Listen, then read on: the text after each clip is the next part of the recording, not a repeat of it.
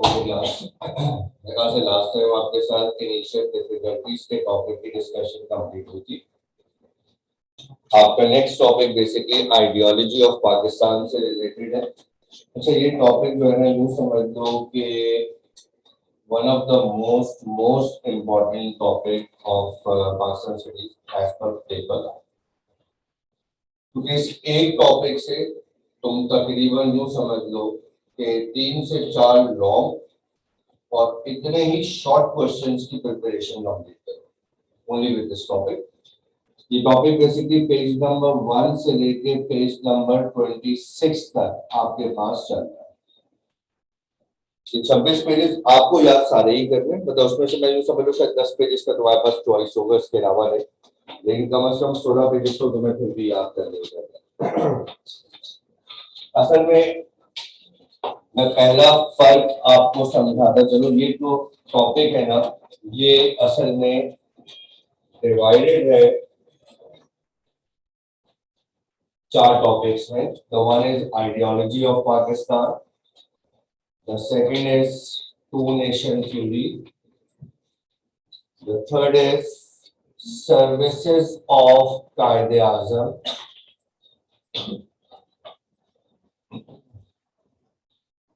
फिर यहाँ पे आपके कुछ शॉर्ट आएंगे, वो मैं यहाँ पे आपको अलग से आपको बताऊंगा। देखिए, अगर मैं वैसे इस पर्टिकुलर वर्ड की ट्रांसलेशन आपके सामने रखूं ना, आइडियोलॉजी ऑफ पाकिस्तान, जिसको आप नजरिया पाकिस्तान कहते हैं, it is actually ideology of सब continent, it's not ideology of Pakistan.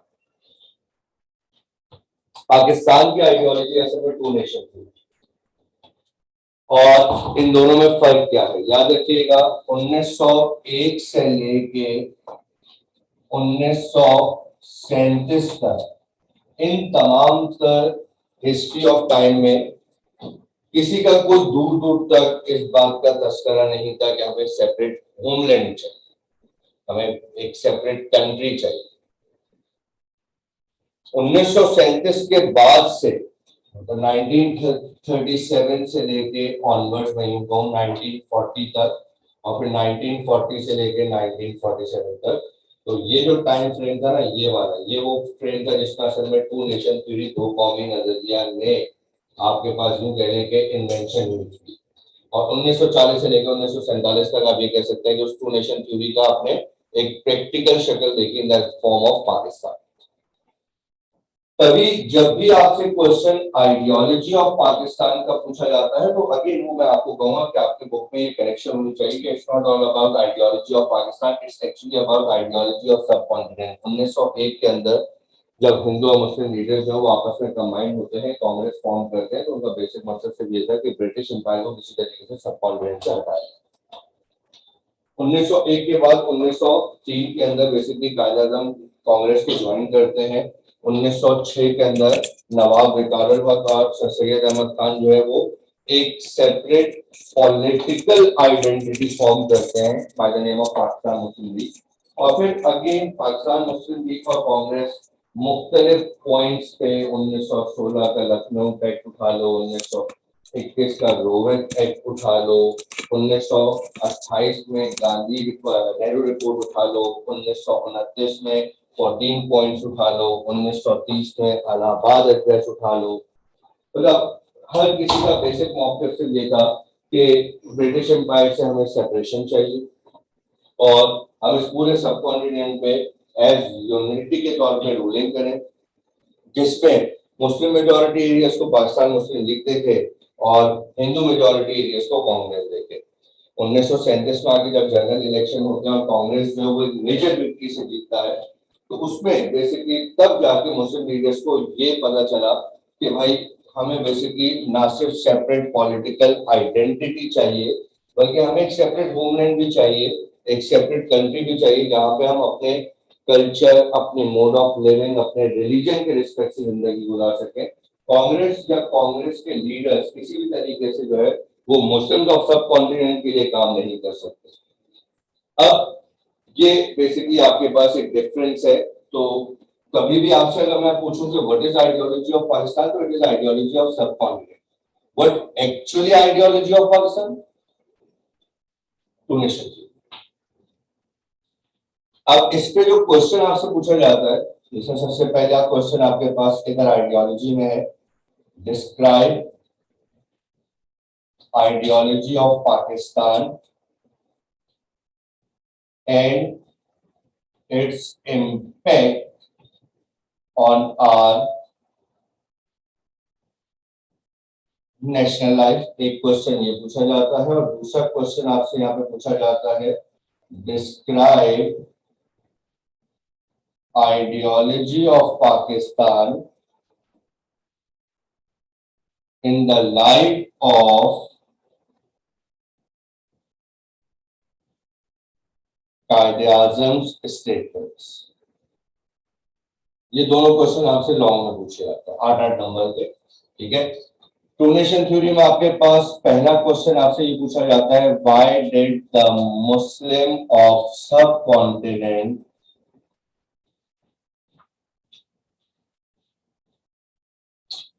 Demand a separate homeland. तो इन शॉर्ट ये आपसे टू नेशन थ्योरी की बात की जाती है। This is not ideology of Pakistan, this is two nation theory. और फर्क याद रखना, ideology of Pakistan is the events from 1901 to 1937. Two nation theory are the events from 1937 to 1947. अच्छा, एक क्वेश्चन आपसे ये भी पूछा जाता है, एक्सप्लेन द रोल या सर्विसेज कहूं of Quaid-e Azam in the creation of Pakistan. अच्छा, जब भी तुमसे ये क्वेश्चन पूछा जाए कि तुम्हें बेसिकली जो है वो क्रिएशन ऑफ पाकिस्तान में कायद-ए-आज़म की सर्विसेज को, कायद-ए-आज़म के रोल को एक्सप्लेन करना है, तो that starts from the time जब कायद-ए-आज़म पॉलिटिक्स में एंटर हुए, मींस 1901 से। अब 1901 से लेकर 1947 तक इन पूरे टाइम फ्रेम में जितने भी इवेंट्स हैं, that is only related to Quaid-e-Azam. अब जैसे कि इलाहाबाद एड्रेस है, that is not related to Quaid-e-Azam, वो अल्लामा इकबाल के थ्रू, ठीक है। ऐसे बहुत सारे इवेंट्स हैं जो आप यूं कह सकते हैं कि जैसे तो 1906 में मुस्लिम लीग की एस्टैब्लिशमेंट, ये कायद-ए-आज़म का सर्विस नहीं था। तो वो इवेंट्स जो आपके पास सिर्फ प्योरली सर्विसेज ऑफ कायद-ए-आज़म में आते हैं, वो एक क्वेश्चन आपसे ये पूछा जाता है। एक क्वेश्चन आपसे यहाँ पे मैं अलग से पूछना चाहूंगा, वहां पे मैं इसमें नहीं है। वो क्वेश्चन है, what are the aims of Muslim League for the creation of Pakistan? अच्छा, ये क्वेश्चन तुमसे शॉर्ट में पूछा जाता है, 4 नंबर। और कभी कभार एक क्वेश्चन तुमसे लॉन्ग में पूछ लिया जाता है, explain the events from 1940 to 1947।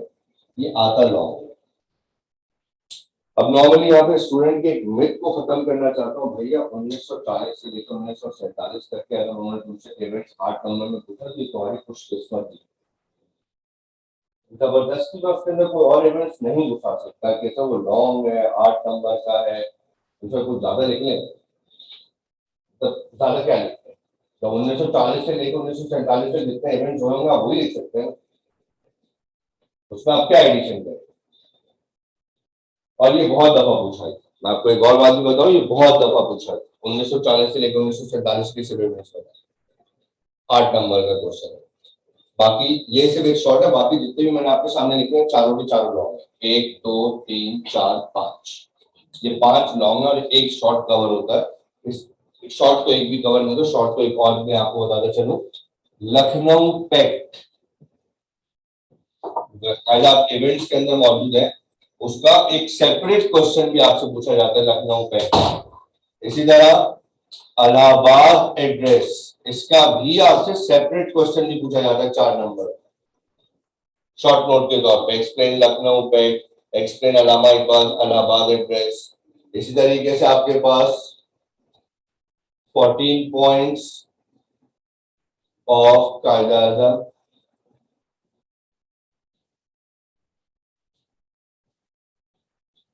ये तीनों आपके साथ शॉर्ट में भी पूछे जाते हैं। तो अगर आप देखें तो 1 2 3 4 शॉर्ट, 1 2 3 4 5 5 लॉन्ग आप कवर करते हैं सिर्फ इस एक टॉपिक से। और ऑन अ सीरियस नोट आप कभी खुद 5 ईयर उठा के देखिएगा, 2 लॉन्ग हर साल इस टॉपिक से आएंगे। और इसका मतलब ये हरगिज़ कहने का मकसद मेरा ये नहीं है कि आपसे ये टॉपिक करके चले जाए तो आपका लॉन्ग तो कंप्लीट हो जाएगा, बाकी फिर आप शॉर्ट की प्रिपरेशन करें। बीच में आपको कई 1 आध 2 साल ऐसे भी नजर आएंगे जहाँ पे इस टॉपिक से एक ही लॉन्ग आए, लेकिन ये कंफर्म है कि इनमें से एक लॉन्ग जरूर आता है। अब इसके सबको लिखने का पैटर्न क्या है वो भी आपके सामने एक्सप्लेन कर देता हूँ। देखिए, सबसे पहली बात तो अगर आइडियोलॉजी से रिलेटेड कोई भी क्वेश्चन आएगा, देखिए दोनों में देखिए आप दोनों ने ये कहा आइडियोलॉजी को एक्सप्लेन करें और उसके इम्पैक्ट बताएं, आइडियोलॉजी को एक्सप्लेन करें और कायदे आज़म की स्टेटमेंट्स बताएं, आइडियोलॉजी को एक्सप्लेन करें और इसके साथ साथ ये दोनों क्वेश्चन। तो सबसे पहले आपको ये समझ में आना चाहिए कि आइडियोलॉजी का इंट्रोडक्शन कैसे बनाया गया। तो वो इंट्रोडक्शन मैं आपके सामने रख रहा हूँ। सबसे पहले पेज नंबर 1, सबसे पहले तो आपके सामने आइडियोलॉजी की हेडिंग है जिसमें आपको आइडियोलॉजी को डिफाइन करते हुए वो नजर आता है। पेज नंबर 1 पे ही आपके पास ये समझाया आपको कि Pakistan ideology is an Islamic ideology. अच्छा, इन दोनों हेडिंग्स में मैं तुम लोगों को एक बात समझाता हूं।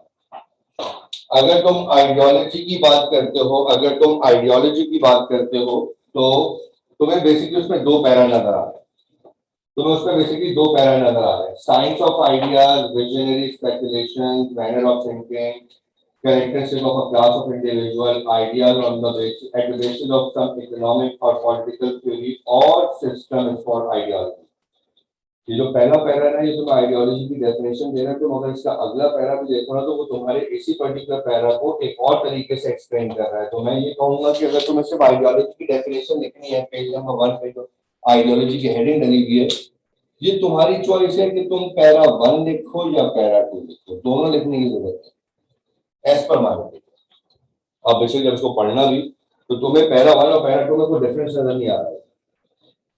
मतलब वो पैरा 1 में ये समझा चुका है कि भाई आइडियोलॉजी एक साइंटिफिक इंटेलेक्चुअल थिंकिंग को कहा जाता है। अब उसी बात को बेसिकली पैरा 2 में दोबारा एक्सप्लेन कर। तो अभी तुम्हारी चॉइस है कि तुम पैरा 1 लिखो, पैरा 2 लिखो, क्योंकि देखो तुम्हें 20 मिनट के अंदर लिखना है। आई विल स्ट्रांगली रिकमेंड, अगर तुम्हें से कोई भी स्टूडेंट ये करता है कि सर मैं 20 मिनट के अंदर दोनों पैरा लिख सकता हूँ, मैं उसको रुकूंगा नहीं। लेकिन अगर तुम्हें लगे कि तुम 20 मिनट के अंदर ये क्वेश्चन कंप्लीट नहीं कर पा रहे तो उस पर मैं तुम्हें ये चॉइस दे रहा हूं कि इन दोनों पैरा में से कोई एक पैरा है। इसी तरह Pakistan ideology and Islamic ideology में अगर आप गौर करो तो तुम्हें यहाँ पे 3 पैरा नजर आ होंगे, पैरा 1 और 2 लाजमन लिखो, 3 की चॉइस है। पर देखिए पाकिस्तान की आइडियोलॉजी इस्लामिक आइडियोलॉजी है, what does it mean? It means the only sovereign is Allah. And whatever which is given by Allah is exercised by all the citizens of Pakistan in the limits assigned by Allah. ये हमारे basic सा concept है। अगर मैं कोई constitution भी form कर रहा हूँ, मुल्क के अंदर कोई रूल एंड रेगुलेशन भी लेकर आ रहा हूँ, मुल्क के सिटीजन्स को जिंदगी गुजारने का तरीका भी बता रहा हूँ, तो वो तमाम तर बातें जो है वो अल्लाह ताला के अहकामात के हिसाब से होनी चाहिए। ये बेसिकली हमारी आइडियोलॉजी है।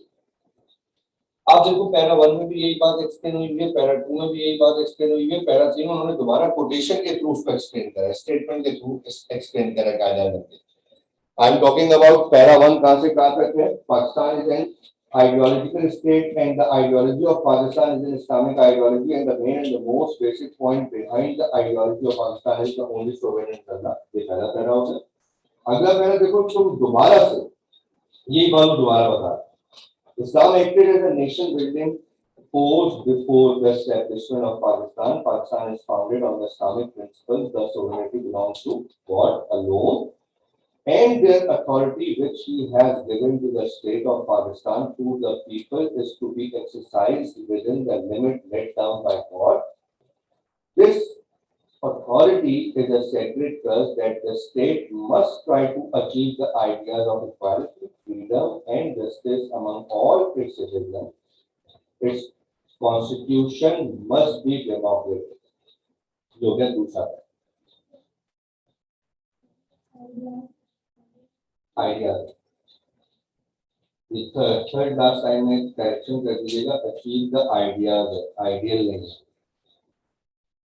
अब तीसरे पहला में लोगों ने कायदा की स्टेटमेंट कोट किया, तो वो भी देखो, वो भी यही। Pakistan was created the day first Indian national entered the field of Islam. On an equation, he said, Islam is a complete code of life for the Muslim and again so on. और उसमें भी वही बात दोबारा लिख रहे हैं। तो मैं ये चाहूंगा पैरा 1 और पैरा 2, पैरा 1 थोड़ा सा उसको यूं कहने दरिया को पूछे उन्होंने बंद कर दिया, शॉर्ट फॉर्म में लिखा। पैरा 2 में उसको बहुत ज्यादा इलैबोरेट कर दिया। पैरा 3 में उसी बात को वो एक्सप्लेन करें थ्रू कायदा-ए-आज़म स्टेटमेंट्स। अब तुम पे चॉइस कर छोड़ता हूँ, पैरा 1 लाजमन है, पैरा 2 और पैरा 3 में तुम्हारा ऑप्शन, चाहे तो वर्डिंग्स लिख दो, स्टेटमेंट्स ना लिखो, या स्टेटमेंट्स लिख दो, वर्डिंग्स, दोनों में से कोई एक काम करो। देन इसके बाद आपके पास उसका अगला कॉन्सेप्ट है पेज नंबर 2 पे, फंडामेंटल कॉन्सेप्ट। फंडामेंटल कॉन्सेप्ट वाली जो हेडिंग है वो आप पूरी लिखेंगे, उसमें कोई चॉइस नहीं है। This is your complete heading. उसके बाद हिस्टोरिकल बैकग्राउंड पेज नंबर 2 पे ही, ये भी आप पूरा कंप्लीट लिखेंगे। उनका मानना क्या है भाई, देखें मैं आपको अभी एक छोटी सी बात समझाता हूँ। मैंने टॉपिक स्टार्ट करते हुए आपको एक बात बताई थी कि ideology of Pakistan is not basically ideology of Pakistan, it is ideology of subcontinent. तो सबकॉन्टिनेंट की जो आइडियोलॉजी के मुस्लिम एम्पायर बने और नॉन मुस्लिम एम्पायर खत्म हो, तो ये तो मेरे ख्याल से सिर्फ आपके ब्रिटिश एम्पायर 1857 की जंग के आजादी के बाद हो रही है। तो और पीछे जाए मोहम्मद बिन कासिम, और पीछे चले जाए तो जो आपके पास ताबीन, तबा ताबीन का दौर गुजरा, ठीक है। हर दौर के अंदर ये जो खित्ता है, इस खित्ते की अहमियत इस बात पर है कि इस खित्ते के अंदर मुस्लिम ओरिजिनेशन बहुत ज्यादा है। मतलब आप पहले ये खित्ता डेमार्केशन तो बाद में आने के ये बड़े सगीर हो गया, उसके बाद से पहले तो ये पूरा खित्ता जैसे कि आपका सऊदीया, ईरान, इराक, अफगानिस्तान, ठीक है, ये पूरा पाकिस्तान, इंडिया, बांग्लादेश, अगर आप इसमें देखें तो आपका मेजॉरिटी मुस्लिम एरिया है। और इस मुस्लिम एरिया के अंदर किसी भी नॉन मुस्लिम की हुकूमत के आने के बाद उसको खत्म करना और दोबारा से रिवाइव करना, तो ये तो एक हिस्ट्री चलती भी आ रही है इस खत्ते में। और वही आइडियोलॉजी आपने पाकिस्तान के लिए भी रखी, वही आइडियोलॉजी आपने अपने सब कॉन्टिनेंट के लिए रखी। तो वो हिस्टोरिकल बैकग्राउंड वाला जो कॉन्सेप्ट है वो भी आपको पूरा कंप्लीट लिखना है। तो उसके बाद फैक्टर्स, ये जो फैक्टर्स आपको नजर आ रहे हैं ना, फैक्टर्स जो नजर आ रहे हैं पेज नंबर 2 में, पेज नंबर 3, फैक्टर्स पे मैं चाहूंगा कि अगर आप सिर्फ नाम भी लिख देना, फैक्टर्स पे आप सिर्फ नाम भी लिख देना, these are the factors for the ideology of Pakistan and that are Hindus and British joined hand, Muslims could not accept British ruler, ठीक है, Hindus betrayed Muslims, Muslims not considered a separate nation, call of 1557 war, succeed ideas, advanced inclination towards two nation theory। ये जो आपके पास 7 points हैं, इनके अंदर अगर आप सिर्फ नाम भी लिख देंगे, these are the points by which the ideology of Pakistan is actually established, is actually invented, and that are, और ये पॉइंट फॉर्म में सिर्फ 7 नाम लिखते हैं, ये भी काफी, क्योंकि हम आइडियोलॉजी का लॉन्ग बना रहे हैं, तो उसमें जितना अब तक आप लिख चुके हैं ना, उसमें आप अच्छा खासा लिख चुके हैं। फैक्टर्स के बाद असल में यहाँ पे आके आपका पूरा और एक बेसिक पॉइंट्स का कॉन्सेप्ट होगा, पेज नंबर 5।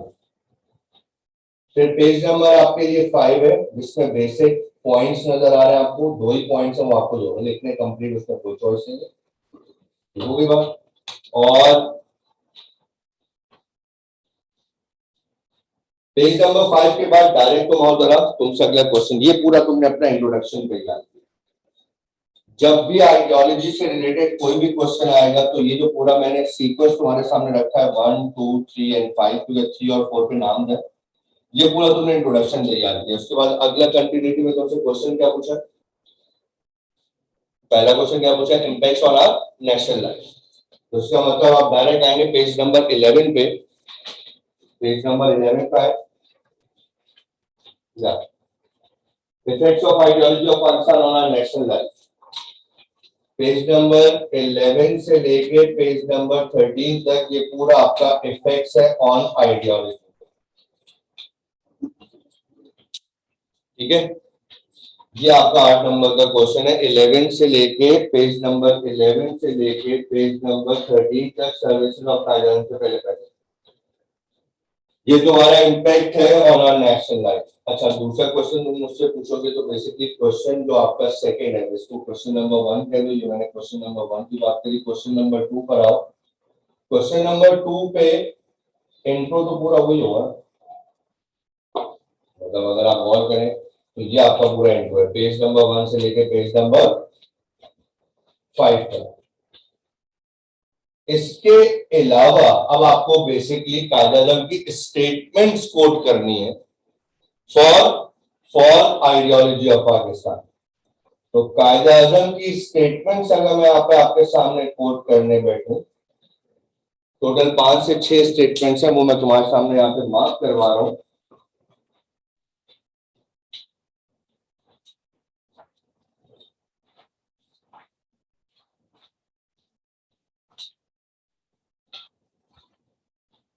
एक तो तुम्हें पेज नंबर 5 पे बेसिकली तुम स्टार्ट भी उसी तरह करना। पेज नंबर 5 पर ही है explanation in terms of Quaid-e-Azam sayings.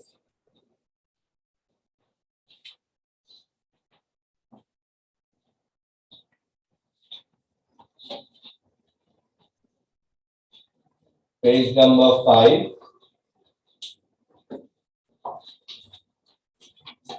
पे ये जा रहा है। इस पे कम से कम आपको एक कोटेशन तो इसी में मिल जाएगी। उसके अलावा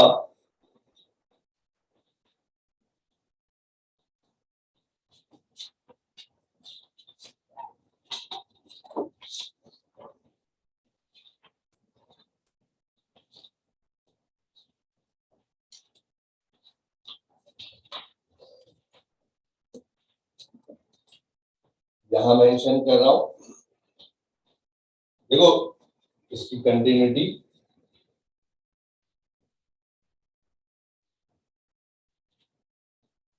टू नेशन थ्योरी की हेडिंग में,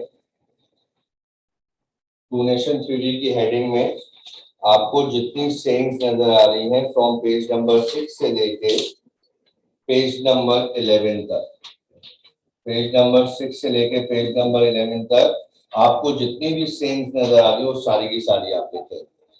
बस इतना फर्क कर लीजिएगा कि हर सेइंग से पहले कायद-ए-आज़म के लिए ये for two nation theory word use किया हुआ होगा, फॉर टू नेशन थ्योरी के बजाय आइडियोलॉजी ऑफ पाकिस्तान के तौर पर।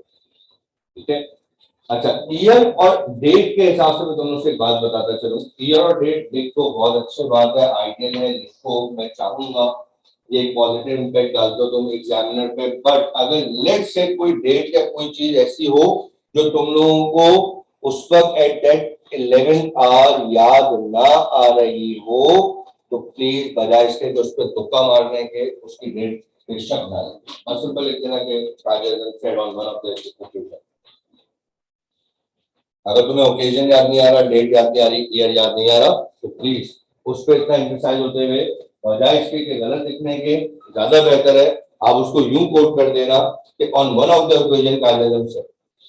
ठीक, अच्छा टू नेशन थ्योरी का पूरा क्वेश्चन आपका प्रॉपर बना हुआ है फ्रॉम पेज नंबर 6 से लेकर 11। जब भी टू नेशन थ्योरी का क्वेश्चन आएगा फ्रॉम पेज नंबर 6 से लेके पेज नंबर 11 तक कंक्लूजन तक effects of ideology before on our national life से पहले पहले ये पूरा तुम एंड करोगे। सर्विसेज ऑफ कायद-ए-आज़म का मतलब वो तमाम इवेंट्स जो 1901 से लेके 1947 तक बेसिकली आपके पास हुए हैं, वो बेसिकली तुम्हारे पास स्टार्ट हो रहा है फ्रॉम पेज नंबर 13 से लेकर पेज नंबर 19 तक। सर्विसेज ऑफ कायद-ए-आज़म जो बेसिकली तुम्हारे पास 1901 से लेकर 1947 तक के इवेंट्स हैं, वो तुम्हारे पास है पेज नंबर 13 से लेके 19 तक। ये जो एम ऑफ मुस्लिम लीग का क्वेश्चन आता है ना, ये है पेज नंबर 20 पे। फिर पेज नंबर 20 जो है तुम्हारे पास है, वो तुम्हारा basically aim of Muslim League का जो क्वेश्चन आपको पूछा जाता है शॉर्ट में 4 नंबर का, जिसमें तो मुस्लिम लीग फाउंडेड इन 1906 का इंट्रोडक्शन पहले लिखोगे, फिर एम्स ऑफ मुस्लिम लीग लिखोगे, फिर active role of Muslim League लिखोगे। ये 3 हेडिंग है तुम्हारे पास पेज नंबर 20 पे, जो तुम्हारे 4 नंबर के शॉर्ट का क्वेश्चन का आंसर है 1940 से लेके। अच्छा, उसके बाद से मैं तुम्हें एक बात बता दूं, ये जो पेज नंबर 21 से लेके 26 तक है, ऑलरेडी तुम लोग पहले याद कर चुके। सर्विसेज के अंदर, सर्विसेज में तुमने इवेंट्स ही याद करना, बस इनमें से वो इवेंट्स जो सर्विसेज में मौजूद नहीं है, इधर है, वो याद कर लेना। मैं तुम्हें वो बता दूं, काइल एंट्रेंस है, वहां पे एफर्ट्स है, लखनऊ पैक्ट है, नेहरू रिपोर्ट है, 14 पॉइंट्स है, काइल जेलाइज है, मुस्लिम लीग फर्स्ट कॉन्फ्रेंस है, इलाहाबाद एड्रेस है, इलाहाबाद एड्रेस पहला, चौधरी रहमत अली दूसरा,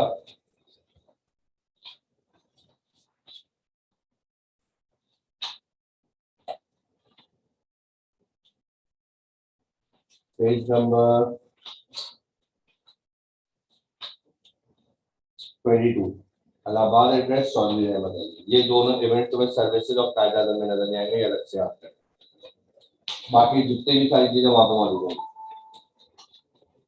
18 अगस्त offer 1940, page number 24, page number 24।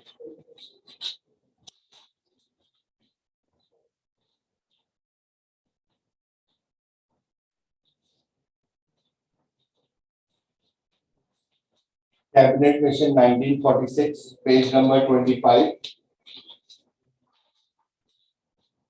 ये तमाम तर इवेंट तुम्हें सर्विसेज ऑफ कायद-ए-आज़म में नजर नहीं आएंगे। ये तुम्हें अलग से याद रखना है कि जब तुमसे 1940 से लेकर 1947 तक का क्वेश्चन पूछा जाएगा, तो बस ये देख लेना उसमें 1940 1947 वाला तुम्हें कौन सा सिर्फ यही है मेरे ख्याल से। नहीं, हाँ, 18 अगस्त ऑफर है 1 और कैबिनेट मिशन है 2, इलाहाबाद और चौधरी रहमत अली को 1940 से पहले पहले। हाँ, पर वो डिमांड को बहुत सारे सर्विसेज ऑफ कायद-ए-आज़म में ऑलरेडी आ चुकी है। तो सर्विसेज ऑफ कायद-ए-आज़म का क्वेश्चन लिखे हुए हैं, तो डिमांड को पाकिस्तान 1940 से पहले। हाँ, वो भी है मौजूद इसके अंदर। सर्विसेज ऑफ कायद-ए-आज़म के अंदर तुम्हें शिमला डेपुटेशन नजर आएगी। अच्छा,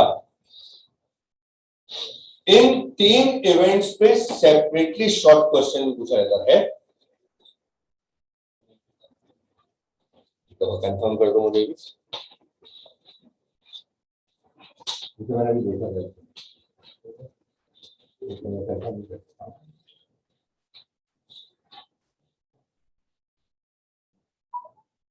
पेज नंबर 22। इन तीनों पे बेसिकली तुम्हारे पास सेपरेट शॉर्ट बनता है पूरे 4-4 नंबर का, कि लखनऊ पैक्ट पूरा डिटेल में अगर लिखना हो, इलाहाबाद एड्रेस पूरा डिटेल में लिखना हो, 14 पॉइंट्स पूरा डिटेल में लिखना हो, क्योंकि इवेंट्स के अंदर तो उनको सिर्फ समराइज किया जाता है ना, कि भाई इस डेट को ये इवेंट हुआ, इस इवेंट का बेसिक मकसद है।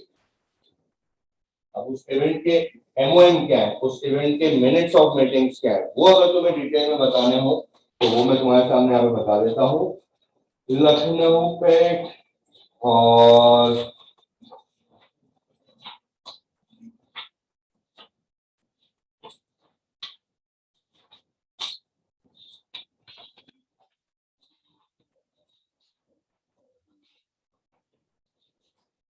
पेज नंबर 80 से लेके 82 तक इज इलाहाबाद एड्रेस।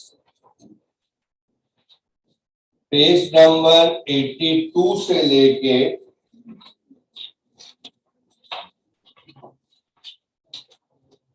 84 तक लखनऊ पे, और पेज नंबर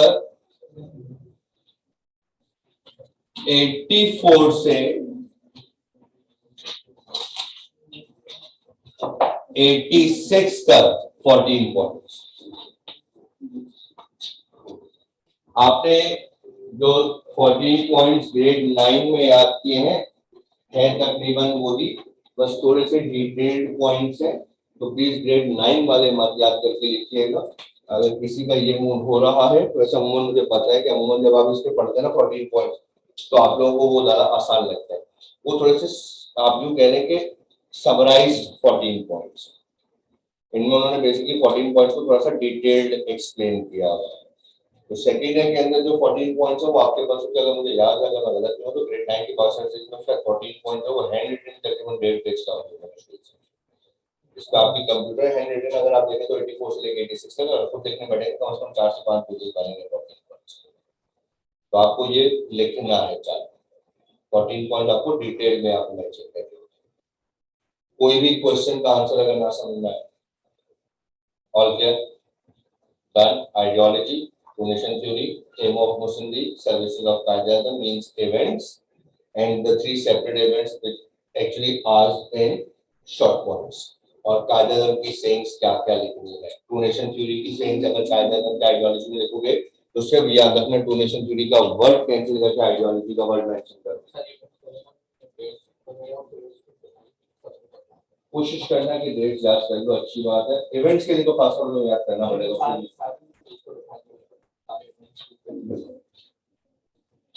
1947 से कार्यगत सर्विसेज ऑफ कायदा 1940 से 1947 तक का क्वेश्चन आता है, तो सिर्फ 1940 से लेके 1947 तक का ही एक्सप्लेन करोगे। उसमें दो ऐसे इवेंट्स हैं जो सर्विसेज ऑफ कायदा में मौजूद नहीं है, वो आगे मैंने बात करूंगा। डन? क्लियर? और कोई क्वेश्चन? Thank you.